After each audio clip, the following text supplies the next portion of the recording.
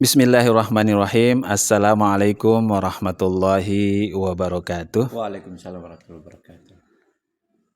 Alhamdulillahirabbil alamin wa bihi nasta'inu ala umuri dunya waddin. Asyhadu an la ilaha illallah wa asyhadu anna Muhammadan abduhu wa rasuluh. Qala Allah ta'ala fi kitabihil karim, a'udzu billahi minasyaitonir rajim. Bismillahirrahmanirrahim.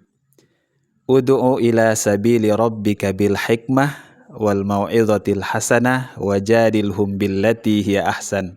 Shadaqallahul azim.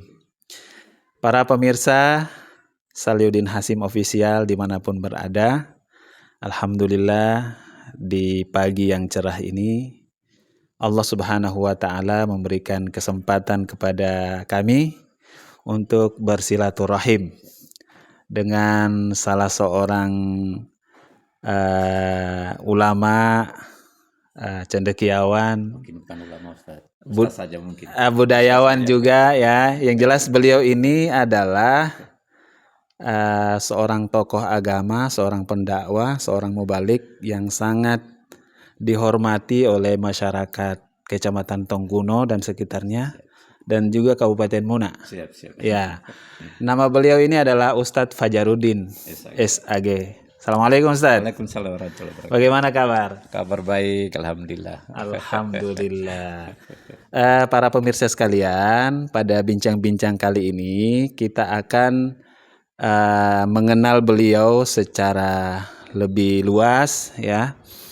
Bagaimana model dakwah yang beliau praktekkan di tengah-tengah masyarakat, kemudian aktivitas sehari-hari dan perencanaan di masa yang akan datang.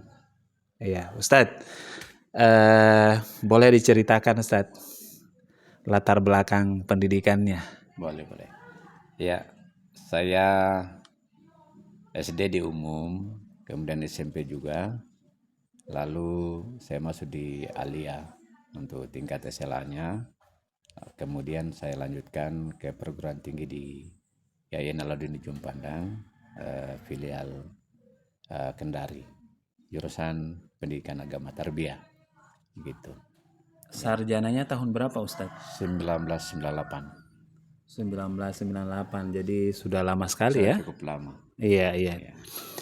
Berikutnya Ustadz, mulai kapan Ustadz menekuni kegiatan tablik, ceramah-ceramah? Itu sejak kelas 2 Aliyah. Kelas 2 Aliyah. Kelas 2 Aliyah itu sudah mulai ceramah. Dulu diajarkan oleh kepala sekolah saya Dr. Selangka Muda. Ada jadwalnya beliau kalau ceramah tarawih, saya yang diutus.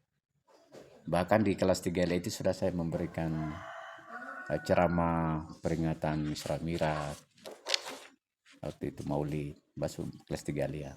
Setelah itu di Kendari, alhamdulillah saya juga salah seorang dari penceramah kota Kendari. Iya. Jadi Ustadz ini memulai kegiatan dakwahnya itu sejak SMA Aliyah. ya? Sejak Aliyah. Aliyah ya. Aliyah. Kemudian dilanjutkan di Kendari. Di Kendari. Saya kembali ke Raha ini di kampung saya ini 2001 yang lalu. 2001 saya kembali ke sini. Iya. Waktu itu mungkin 2-3 tahun belum terlalu mengenal saya barangkali.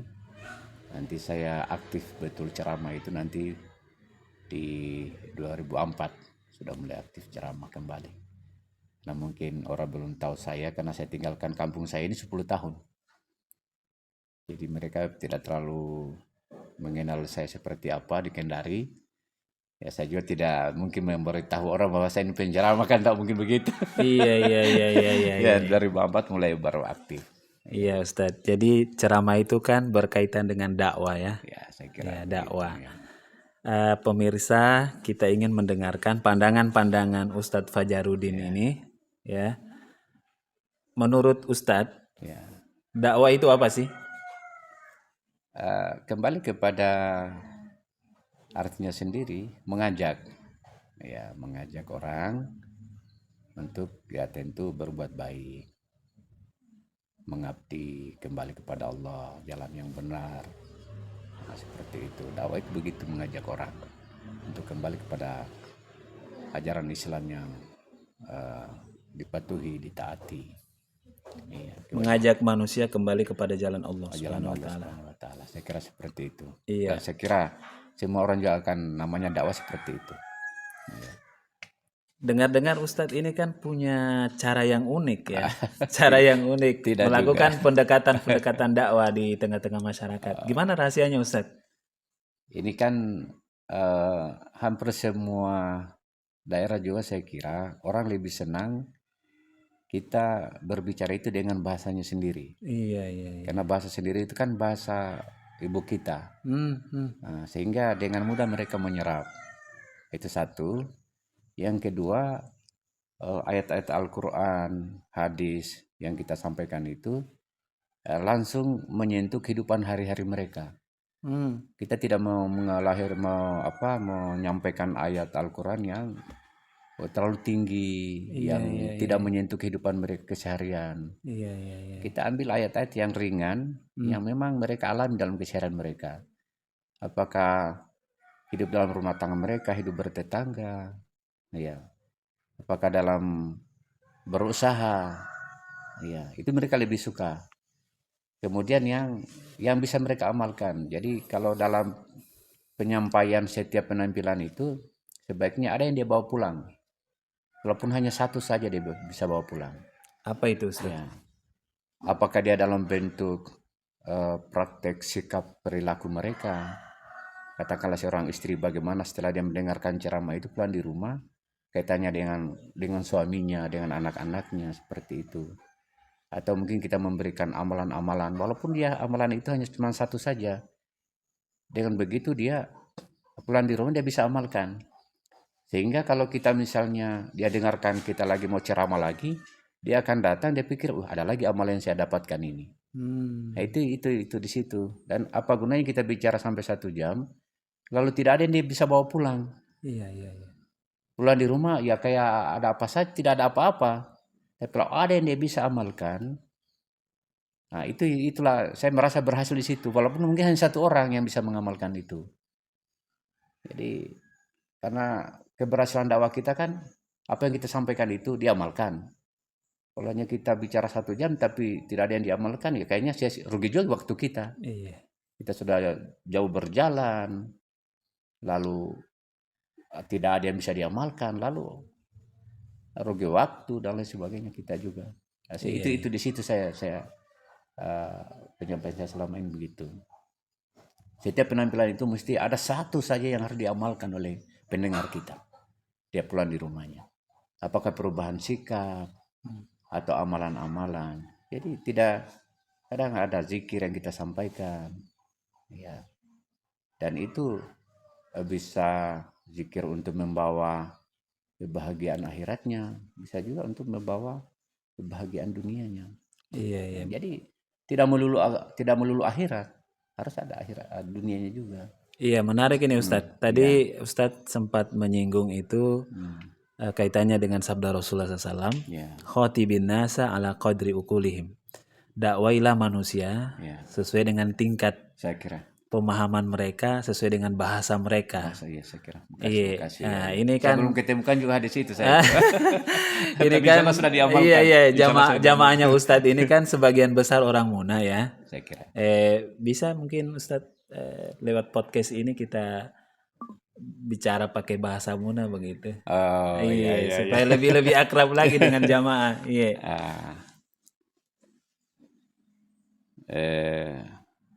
Dodadi ini rais itu sini Purwagawa. Iya. Dodadi ini udaihan bemetahan. Iya. Jadi tantumu metahano ini nuasiani Allah Ta'ala duasiani dua manusia bantu takani mo daihano nuraki Allah Ta'ala nuraki dia manusia bantu. Iya. Jadi sohede karena mo daihano. Iya. Walau Allah Ta'ala nama siane manusia bantu nama siane mo daihano mah itu. Iya. Takani metahano Allah Ta'ala nama siane manusia bantu dua siane. Iya. Jadi dalam metahano run sama daihano. Iya. Terjemahannya bahasa Indonesia Ustaz. Hidup ini kan ada 2 dalam praktik kehidupan. Ada yang baik, ada yang buruk. Iya. Yang baik itu disenangi oleh Allah, disenangi oleh semua manusia. Yang buruk itu dibenci oleh Allah, dibenci oleh semua manusia. Iya. Maka lakukanlah kebaikan, Allah suka, manusia suka. Masya Allah. Jauhkan Masya Allah. keburukan, Allah tidak suka, manusia juga tidak suka. Iya. Jadi ngapain bikin yang buruk, Iya, melakukan iya, yang iya, buruk, iya, lakukanlah yang baik saja. Masya Allah, Allah Masya suka, Allah, Masya manusia Allah. suka. Iya. Itu saja. Iya. Baik pemirsa sekalian, sebetulnya masih banyak yang perlu kita gali dari Ustadz Fajarudin ini. Jadi beliau juga ini adalah mantan anggota DPRD Kabupaten Muna, dan insya Allah pada Pilcaleg kali ini beliau akan berpartisipasi kembali. Semoga pengabdian beliau yang sudah pernah dilakukan di DPRD Kabupaten Muna bisa berlanjut kembali. Ustadz, sampaikan harapan-harapan Bapak kepada masyarakat, khususnya di daerah pemilihan Bapak, Pak. Oh ya, siap. Iya.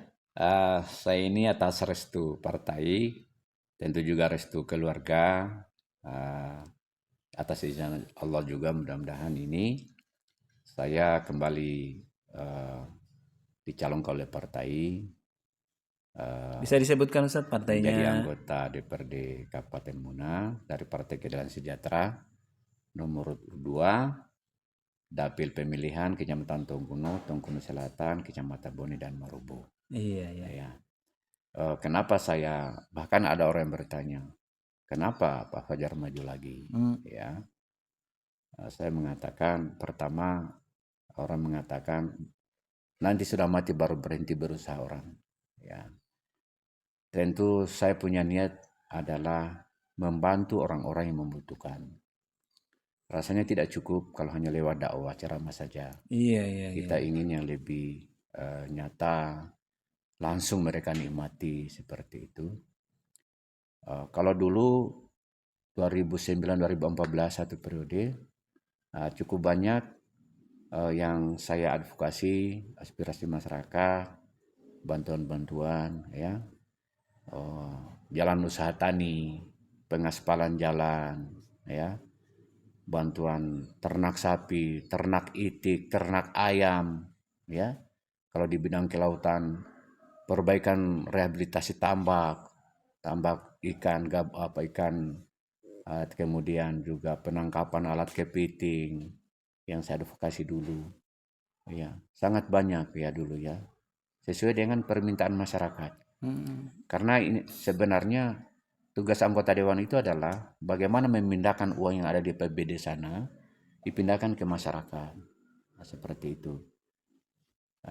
Maka setelah saya 10 tahun ini, 2 periode ini saya tidak kembali ke sana, saya melihat apa yang saya lakukan dulu itu tidak terjadi. Kemudian saya melihat yang sekarang yang dibangun oleh pemerintah itu infrastruktur saja. Tapi untuk pengembangan ekonomi kemasyarakatan tidak ada sama sekali. Seperti UMKM itu tidak ada peningkatan untuk masyarakat. Jadi hanya orang memang butuh jalan, tapi kan orang mau butuh juga usaha. Nah, tidak ada suntikan dari pemerintah saya lihat ini. Padahal APBN itu, APBD itu pesan dari undang-undang, 80% itu adalah peningkatan kesejahteraan masyarakat. Ya, bukan hanya infrastruktur jalan saja yang harus dibangun. Tapi bagaimana masyarakat usahanya itu dia tumbuh. Iya. Apa yang akan diusahakan dijual misalnya dengan melewati jalan. Kalau tidak ada ekonomi yang harus dijual masyarakat misalnya. Tentu ini harus berimbang antara fisik dengan non fisik, dalam ini perekonomian masyarakat. Nah, ini yang saya ingin perjuangkan kembali seperti itu. Karena masyarakat ini menunggu. Salah satu hal yang menjadi pemikiran saya, ini kan masyarakat ini kadang-kadang tercekik dengan rentenir. Mereka berusaha dengan meminjam uang yang sekian persen tingginya. Nah, bagaimana kita merubah ini? Ya, KUR ada, tapi mereka kadang-kadang KUR ini kan ada juga syarat-syaratnya. Akhirnya lari ke rentenir. Nah, bagaimana mereka ini kita bantu melalui APBD? Itu penting. Mungkin untuk mengurangi riba dari perjalanan ekonomi mereka. Kan seharusnya begitu. Ya, pemerintah harus lihat ini bagaimana masyarakat. Iya. Jadi melalui seperti tadi itu kita tinggal lihat apa usahanya ini masyarakat ini. Kalau perlu kita evaluasi. Oh ini meminjam di sini, meminjam di sini, meminjam di sini. Nah ini yang perlu kita tolong dulu ini. Iya, kita bersihkan mereka, kita kurangi ribanya dalam kehidupan mereka. Nah itu salah satu rencana saya begitu kalau saya lolos nanti begitu. Iya. Iya. Saya terhipnotis ini, Ustaz. Tidak juga. Ya, memang urusan DPR ini harus diserahkan kepada yang ahlinya ya. Iya, kata Rasulullah SAW. Apabila sebuah urusan diserahkan kepada yang bukan ahlinya, tunggu saja kehancurannya. Saya kira itu. Iya, para pemirsa sekalian, saya ingin mengingatkan juga bahwa beliau ini selain sebagai seorang dai, beliau juga seorang pendidik. Latar belakang beliau ini sebetulnya seorang pendidik. Ya, saya guru. Ya. Iya, seorang guru ya. Ustadz, ini yang terakhir, pertanyaan terakhir ini. Dengar-dengar Ustadz punya rencana ya membangun, mendirikan lembaga pendidikan gitu, Ustadz. Bisa diceritakan, Ustadz? Oh ya, baik. Saya sudah punya yayasan Bina Insan Jannah. Dan itu sudah punya SK Kemenkumham, ya. Dan sebenarnya ini dari 1 tahun lalu. Tapi karena saya fokus di rencana saya untuk maju di caleg ini, maka saya tunda dulu. Tapi pasca ini baru saya akan bangun pesantren. Kenapa? Karena dari perjalanan saya ceramah-ceramah ini, utamanya di kematian itu, biasanya saya diundang di kematian, ayahnya yang meninggal dunia. Jadi anak-anak ini sudah yatim. Nah, salah satu contohnya saja kemarin, saya diundang di Kontumolepe, 100 hari, anaknya 4 orang. Yang satu kelas 3 SMA, yang anak kedua kelas 3 SMP, anak ketiga kelas 5 SD, anak keempat kelas 1 SD. Tidak ada ibunya ke bau-bau berusaha. Sampai 100 harinya suaminya tidak ada. Kenapa? Tentu ini kasihan urusan kehidupan anak-anaknya 4 orang ini. Nah ini bukan itu yang terakhir ini, tapi sangat banyak di luar sana anak-anak yatim piatu, kasihan mereka. Ya, ada juga 4 orang yang sudah ada dibagi-bagi itu anak-anak kasihan. Karena sudah meninggal bapaknya. Nah dari situlah muncul pemikiran saya, kasihan ini anak-anak. Bagaimana kalau kita buatkan satu lembaga, ya, untuk kita mendidik mereka menjadi anak-anak yang sukses pada akhirnya nanti. Ya itulah, sehingga dari sanalah muncul latar belakang untuk saya dirikan pesantren. Dan alhamdulillah yayasannya itu sudah resmi, tinggal pelaksanaannya saja. Dan Departemen Agama juga, Patenmu juga mendukung. Artinya sudah lama mereka mau mengarahkan saya untuk mendirikan itu, tapi karena baru saja 1 tahun lalu muncul SK-nya sudah ada. Nanti kemudian pasca caleg ini baru saya akan buka kembali itu. Rencananya Ustadz, lokasinya di mana itu? Di sini. Di Kelurahan Tombula, Kecamatan Tonggunong. Sudah ada. Tapi lokasi untuk lokasi untuk pembangunannya nanti itu di Desa Pongkaniwa. Desa Pongkaniwa, luas tanahnya itu 40 kali 150. Itu saya hibahkan untuk pesantren saya nanti, untuk membina anak-anak yang maka kan kesannya pesantren itu kan dibayar gitu. Tapi kalau saya khusus anak-anak yatim piatu, digratiskan mereka. Saya gratiskan mereka. Jadi doakan saya, mudah-mudahan saya bisa lolos nanti. Nah itu untuk anak-anak mereka ini, untuk anak yatim ini. Bagaimana mereka menjadi anak-anak yang sukses, tidak terlantar begitu. Udah ada bocoran nama pesantrennya, Ustaz? Kalau nama yayasannya kan Yayasan Bina Insan Jannah. Ya bisa saja pesantren Bina Insan Jannah begitu juga. Atau mungkin ya sementara. Kalau yang sementara ini kan ada panti asuhan saya juga. Oh iya. Ya panti asuhan yang sudah punya anak-anak panti asuhan saya ini kan sudah 40 orang lebih sekarang. Tapi masih tinggal di rumah-rumah masing-masing. Saya belum mondokan mereka. ya. Jadi panti asuhan Al-Jannah begitu. Ya, panti asuhan Al-Jannah. Saya ambil yang nama yayasan saya Al-Jannah. Jadi, tapi ini panti asuhan ini mungkin orang kesannya kadang tidak mau masuk di panti asuhan. Nah, maka saya berpikir pesantren saja sekalian saya bikin. Include di dalam. Iya. Panti asuhannya include di dalam. Jangan khawatir Ustadz. Siap. Saya Dengan rezeki dari Allah Subhanahu wa taala. Amin amin. Iya. Para pemirsa sekalian, menarik ya. Orang soleh berkawan dengan orang soleh dapat manfaat juga banyak. Para pemirsa sekalian, sebagai penutup dari podcast kita sudah mendengarkan ide-ide pemikiran dari seorang guru, seorang cendekiawan, seorang mubalik, seorang kiai kampung istilahnya, Ustadz Fajarudin ya. Beliau adalah pernah menjadi anggota DPRD Kabupaten Muna, dan insya Allah di pemilihan legislatif tahun 2024 nanti ini beliau akan berpartisipasi kembali.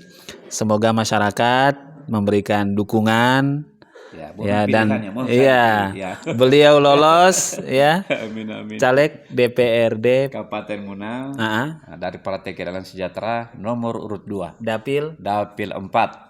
Kecamatan Tongkono, Kecamatan Tonggul Selatan, Kecamatan Boni, dan Kecamatan Marubo. Iya. Mudah-mudahan Allah mengijabah. Amin. Sehingga cita-citanya bisa direalisasikan dan dirasakan manfaatnya oleh masyarakat. Iya, terima kasih. Jangan lupa like, comment, subscribe channel ini. Semoga kami terus menemukan orang-orang terbaik yang menginspirasi bagi para penonton sekalian. Terima kasih Ustaz. Assalamualaikum warahmatullahi wabarakatuh.